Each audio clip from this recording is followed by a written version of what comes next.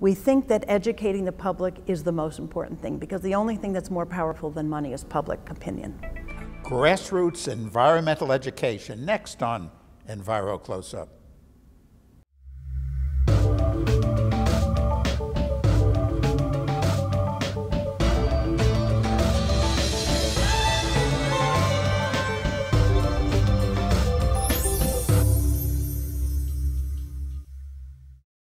Welcome to Enviro Close-Up. I'm Carl Grossman. With us is Patti Wood. She is the founder and executive director of Grassroots Environmental Education, in my view, a very important environmental organization. Now, what is your group about, Patti? Well, we have a mission to educate the public about the links between common environmental exposures and human health. And that gets us into all kinds of trouble in all kinds of areas of the environment. And we do this through educating one-on-one. We educate PTA parents. We educate through our radio show. We educate on one of our 9 websites that we run through various video materials and social media, and it's a big job. Right on the top, what's your website so people can connect with your group? Okay, the main website is grassrootsinfo.org. And you can, that links to all of our other sites for our various programs that are kind of core issues for us. And you have so many issues, critical, important issues. Let's start off with fracking, something that you've been tackling for a long time, and even not just the stuff you've put out. Josh Fox does Gasland 1, Gasland 2. Right. Wonderful documentaries, but still fracking is, in this country, in fact, it's becoming so all around the world, bigger than ever. The problems with fracking.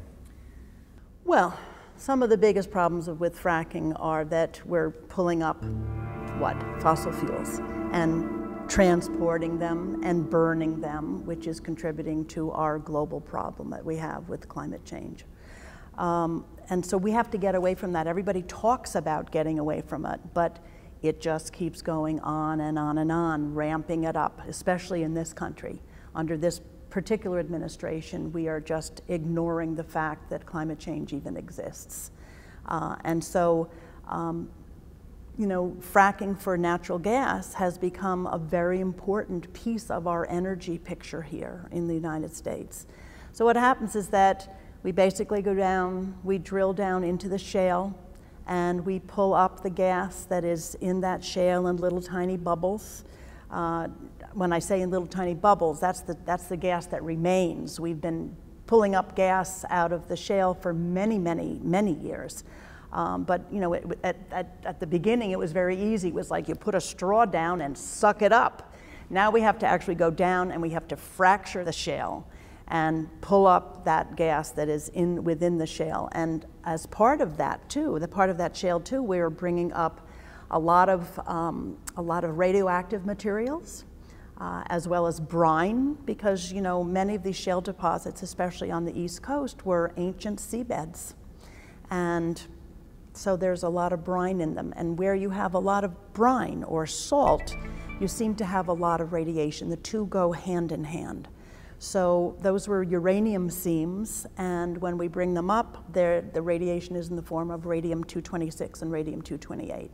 So not only are we getting the gas, but we're getting the contaminants and this radioactive material. And if we left those shale deposits alone, instead of going down and fracturing them and letting loose all these poisons, they wouldn't affect life. That's correct. And that's where they belong, deep underground. And of course, there's also the chemicals that are used to... Well, that's the other thing, of course. I mean, that's the natural stuff that comes up out of the shale, but we actually have to put all these chemicals down in order to fracture the shale and in order to make it an easy process. So there's a lot of lubricating chemicals and solvents and so on that go down with a lot of water. And, you know, so when we bring it up, it's all there. It's just a mess. It's chemicals and radioactive material, and then we have fracking wastewater. Yeah. Well, 600 chemicals, many of them carcinogenic. getting into people's water supply all over the country. That's right. Absolutely. And even in places where we're not fracking, we're actually taking that fracking waste and forcing it down into these deep injection wells, which is, I'm sure, you and many of your listeners also have heard about these earthquakes that we're having in areas where there was never any seismic activity before.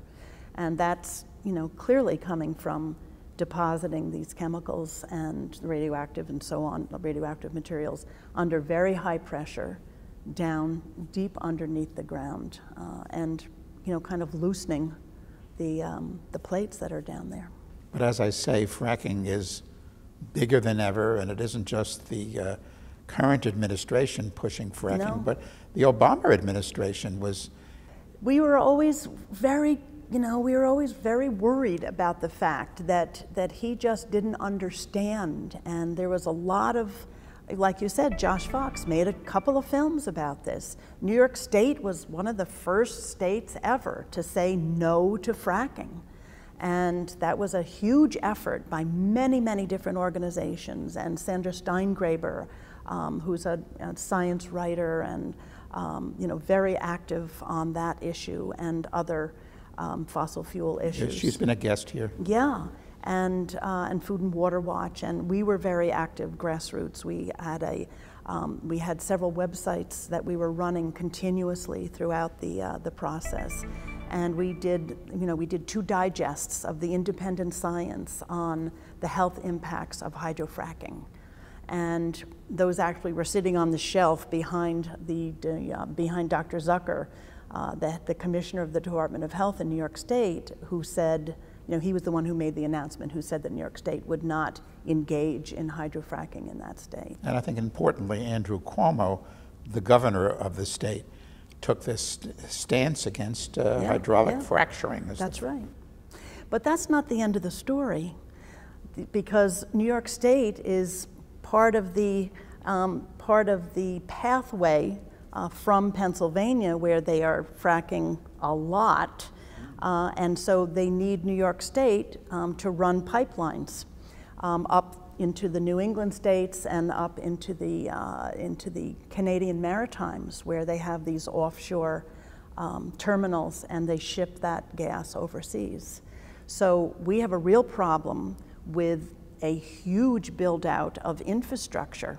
So we're building out more pipelines, more compressor stations, because once you have a pipeline, you've got to build compressor stations and regulatory stations and metering stations and pigging operations to keep this whole thing moving, so that we are now exposing New York State residents to some of the very same chemicals that we were afraid that they would be exposed to if we allowed fracking.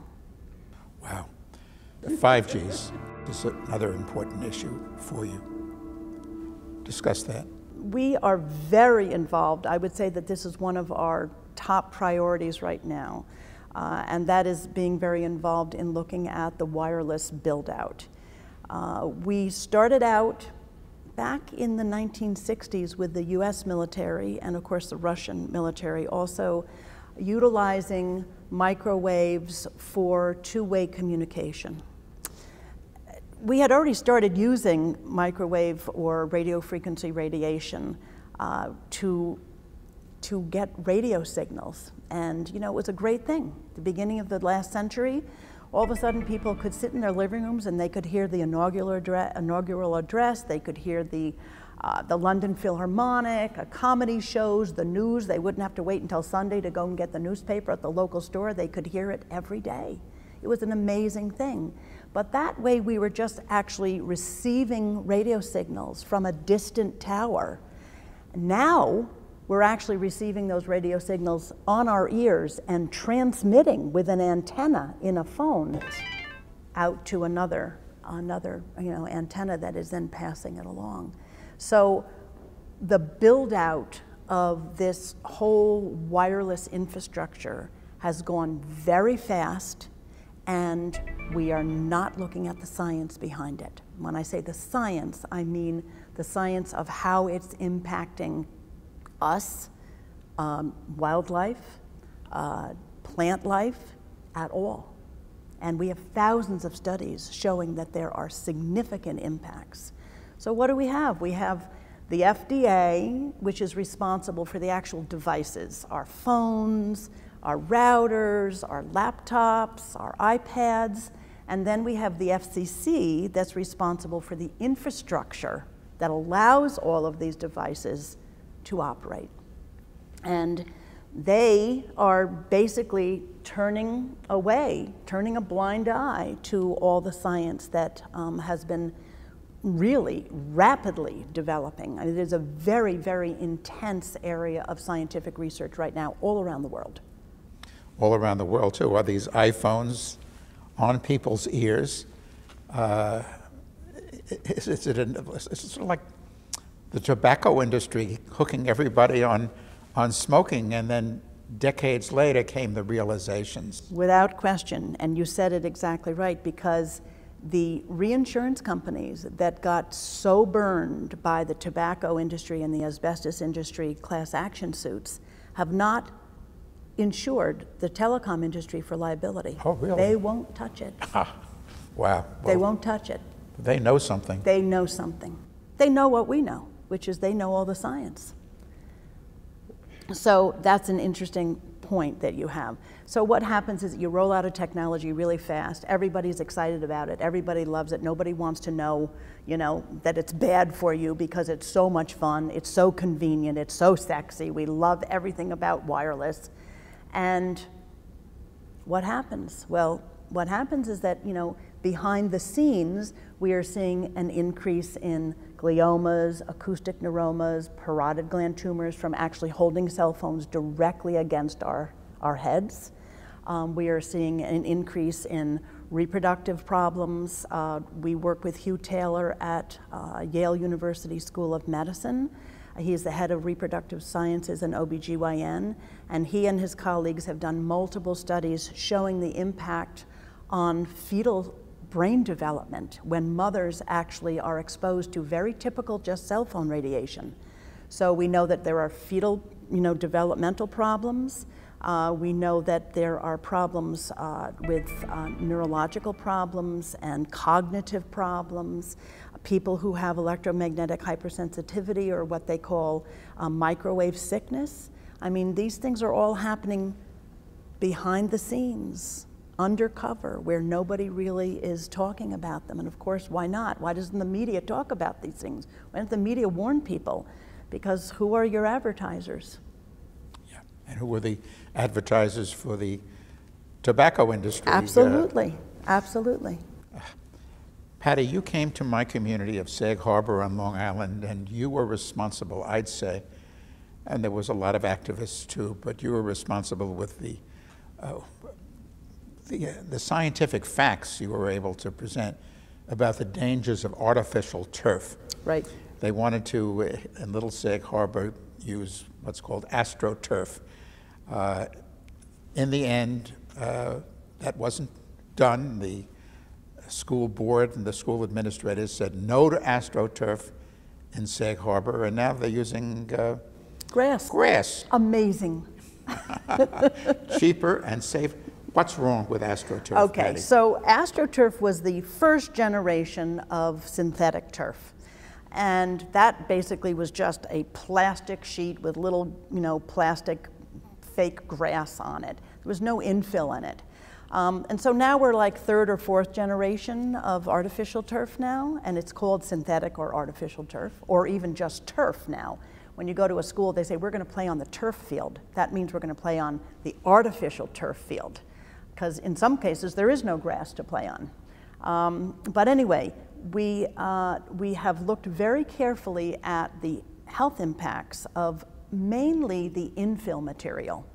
So the infill material is put on these synthetic grass surfaces to make them more resilient, so that if you fall, you're not going to get hurt, and to make them feel more like natural grass.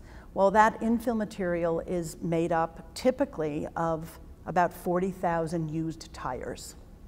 That's it. About 40,000 tires are needed for a football field size piece of turf. And what's in those tires?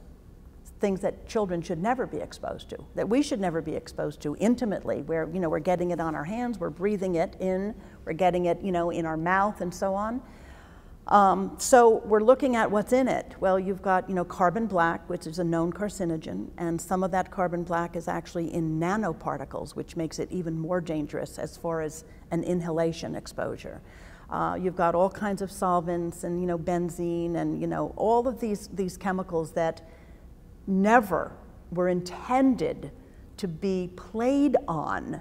They were intended to be driven on and then disposed of. But it's a real problem. I mean, used tires, what do you do with them? I mean, at one point we made an artificial reef off the coast of Florida because we were just trying to get rid of these, you know, these tires. And they are problematic because if you put them in a landfill, because of their shape, you know, they retain rainwater and then they become mosquito breeding areas. I mean, they're just problematic for many, many different reasons. But anyway, so they made an artificial reef off Florida. And what happened is that the reef, everything around it died. They literally created a dead zone because of the chemical composition of those tires. And so then they had to go back and literally dredge them up, take them out of the water. And this is, you know, it's a toxic material. You know, can you use them for road surfaces? Yes. But let's just talk about the other problems besides the chemicals. So they heat up because they're black. So they can heat up to temperatures of over 200 degrees on a 90-some degree day. And that's very problematic as far as student athletes playing on these fields. They're very, very hot. They can create all kinds of heat-related problems. And kids have to stop every few minutes. They advise coaches, they've got to let these kids stop playing. They have to let them drink water. When the fields get that hot, they actually, then the turf manufacturers actually sell water cannons so that you can actually, you know, fill those fields with water to try to cool them down, which lasts about 20 minutes. So you have to stop play, cool the field down, and so on. The other thing is that you have diseases, okay, what we call, you know, pathogens coming from body fluids. So, you know, you've got blood, vomit, sweat, all kinds of stuff on an athletic field, right? And when it was grass, the microbes in the soil microbes would take care of all that. But now it's just sitting on a piece of plastic. So those microbes can sit on that plastic sheet, basically, or that plastic surface for a long time and create problems like MRSA, which can spread around and be a problem for an entire team. We found whole teams, you know, coming down with MRSA infections. Before we get into more horror stories. Is that what I'm here for, horror stories? No. You're really here to explain how to fight these insults, these intrusions, these attacks on life. Right. Let's talk about what people can do, because this can't be tolerated. This kind of stuff is so outrageous. It is. And also how you personally got into this. Let's start with that. Personally, I got into this because Doug, who is my associate director and husband, is, you know, we had two children, and so I was involved in the school, and I was head of the nutrition committee. And as part of that, I thought, well, let's have an organic vegetable garden so we can actually teach these kids how food grows, and they can actually taste things that they've probably never tried before. So one day, I was weeding or working on the garden, and two school district employees were approaching the garden with backpack sprayers and little nozzles filled with herbicides. And I said, whoa, whoa, whoa, where are you guys going? And they said, well, we're going to take care of the weeds. And I said, actually, you're not. And why are you spraying pesticides on school properties where children play? So I found out that there was no restriction on the use of any pesticide at schools in New York State. And we were able to get the Port Washington, New York School District, to pass a school board policy to prohibit the use of pesticides on school property. So word got around in some neighboring communities, and we thought that we should probably try to do this in a big way. And so, you know, months passed, and we were able to get an Assembly and Senate sponsor of this bill. It was called the Child Safe Playing Fields Act, named after one of our programs, the Child Safe School, and it was passed. And we're the only state in the United States that has a comprehensive K through 12, including pre-K and daycare centers that prohibit pesticides 100%. Wow. Other people, what can they do? Okay, so it's overwhelming, some of this. When I speak, I try to ask the person who's scheduling the program, what do you really want to hear about? Because I don't want to overwhelm. Let's just take one thing and we can focus on that. And I can just briefly discuss some of the other issues. So I like to do that, but I can't do that a lot. I can't go everywhere and have these one-on-one or these opportunities to present in person. So we do a lot of media work. We do videos. We interview scientists. It's very important for people to hear from the white coats. We do, I hate to say this, but we prey on parents of young children, because if there is a segment of our population that is going to make changes, that's the segment. Parents are naturally protective, and if they see that there's something that's putting their child's health at risk, they're going to make a change. So we try to not, give people a whole lot of stuff to read.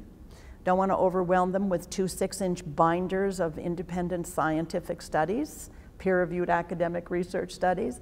So we try to provide them with fact sheets and with things that they can do, simple things that they can do to protect themselves and their children, and then if they want to, how to move out into their school district and their community, and then if they want to be even more active, who it is that they would reach out to in their state and their elected officials in Washington, D.C.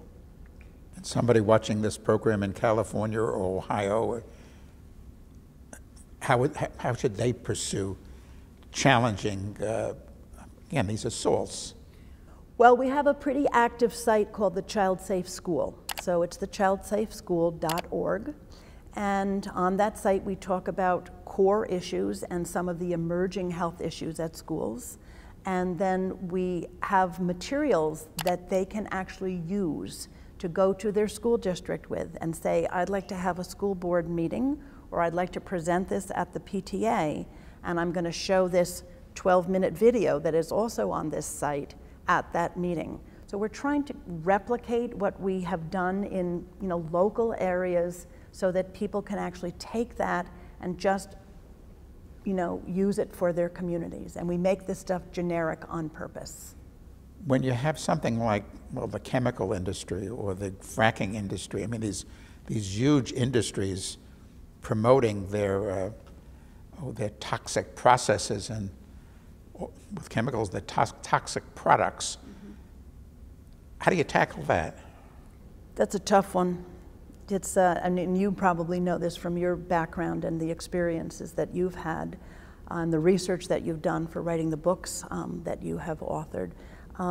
We are looking at educating the public and having them beat a very powerful industry through economics, using their pocketbooks. We're not going to buy these toxic products. We want these products instead. We're going to buy non-toxic, baby, whatever, and this is what we want. And you see that. You actually see that has moved industries. Not all of them, but you have seen that. And so we think that educating the public is the most important thing, because the only thing that's more powerful than money is public opinion.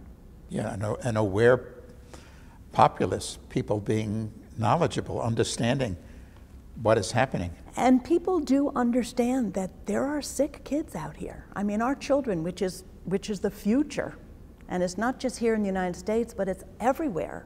Our children, are the future. And you're looking at childhood diseases and disabilities that are at an all-time high, unprecedented levels of childhood cancers. They have risen 1% every year for the past 25 years.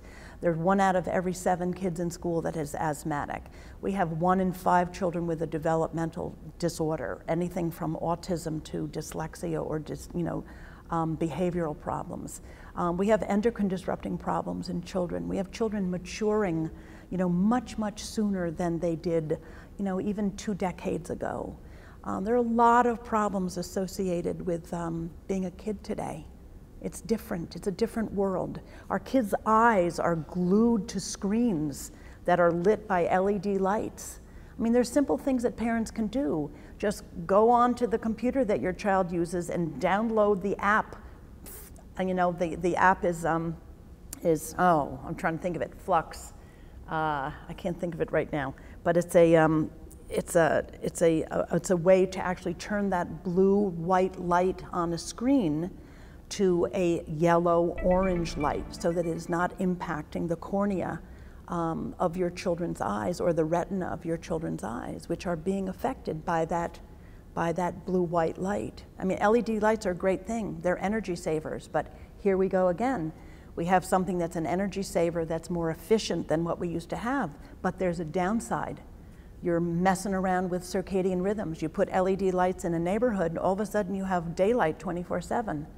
Oh, we're biological beings. We need to have darkness and light cycle every 24 hours, and we're destroying that. We have Harvard studies showing that women who live in neighborhoods with new high-intensity LED lights, somewhere around 6,000 K, are having a higher incidence of very aggressive breast cancer. The name of the organization, Grassroots Environmental Education, it just sums up what needs to be done. Education, and education from the grassroots, to and with and involving the grassroots. These changes only way to do it. Have to be made bottom up. You can't just go to that politician and plead. Action, so important, and Patti Wood, that's what you and your organization have been about for many years. Thanks so much for coming, and thank you for watching Enviro Close Up. Just go to our website too for more information, more education on these many important, critical issues. It's www.envirovideo.com. I'm Carl Grossman.